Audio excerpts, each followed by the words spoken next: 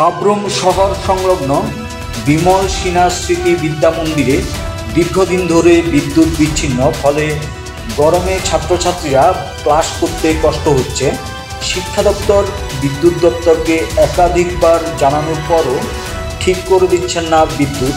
11 June বেলা 11 ঘটিকায় সাংবাদিকদের বিদ্যালয়ের এই সমস্যার কথা জানানোর পরেই 11 জুন বেলা 1 ঘটিকায় বিদ্যুৎ দপ্তরের লোক গিয়ে বিদ্যুৎ সংযোগ দিয়ে আসেন বিদ্যালয়ে। জানা যায়, সাব্রুম শহরের প্রাণকেন্দ্রে বিদ্যালয়টি অবস্থিত। গত 1-1.5 মাস আগে ঝড়ের সময় বিদ্যালয়ের বিদ্যুৎ সংযোগ বিচ্ছিন্ন হয়ে যায়। বিদ্যুৎ না থাকার ফলে গরমে ছাত্রছাত্রীরা ক্লাস করতে কষ্ট হচ্ছে। গ্রীষ্মের বন্ধের পর গত শনিবার পুনরায় স্কুল খোলা হয়। এই গরমে ছাত্রছাত্রীরা ক্লাস করতে পারছেন না। এছাড়াও শ্রেণীকক্ষের ভেতর বিদ্যুতের তারগুলি মারাত্মক অবস্থায় রয়েছে।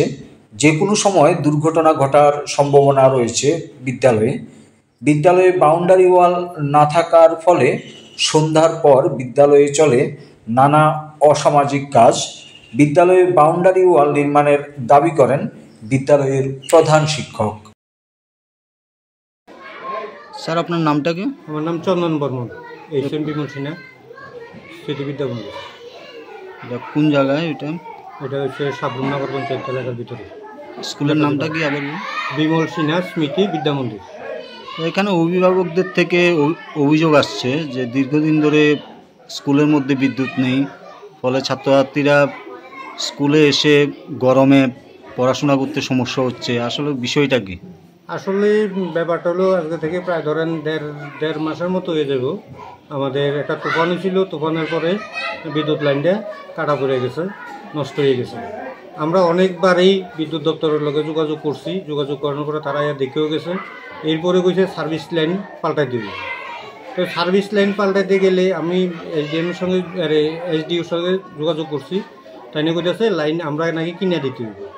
তারা আইসে আমরা ভ্যাকেশনের আগের দিন আইছিল, তো কইছিল তারা যে সার্ভিস লাইন কিনে দিতে হবে। তো এখন আমরা কইছি যে আর 2 দিন পরে তো বন্ধ, কালকার থেকে বন্ধ করে যেতেছে, বন্ধর পরে আমরা যাবো। তো বন্ধ ঠিক খোলার সঙ্গে সঙ্গে আমরা যোগাযোগ করছি তারা কইছে যে তার কিনে দিলে তারা লাগাই দিবে। তো আজকে আমরা তার কিনে আনছি, নিজের পয়সা দিয়ে তার কিনে আনছি, তার কিনে এনে তাই এখন লাগানো হইতেছে। এছাড়া আর কি সমস্যা আছে বিদ্যালয়ে? এছাড়া তেমন বিশেষ সমস্যা বলতে এখানে বাউন্ডারির জন্য খুবই সমস্যা হচ্ছে। সন্ধ্যার সময় অনেক ধরনের অসামাজিক কাজ, যেটা কয়েকবার স্কুল চুরিও হয়েছিল। এর মধ্যে আমরা প্রায় সময় দেখি পানের পিক, তারপরে অন্যান্য অনেক কিছু জিনিস পাওয়া যায় এখানে।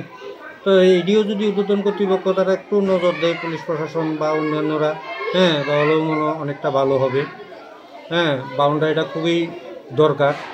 তারপরে হলো ছাত্রছাত্রীরা খাওয়ার জন্য একটা ডাইনিং হলের খুবই প্রয়োজন। ডাইনিং হল ছাড়া খুবই অসুবিধা হয়। ডাইনিং হল খুব দরকার। Thank you.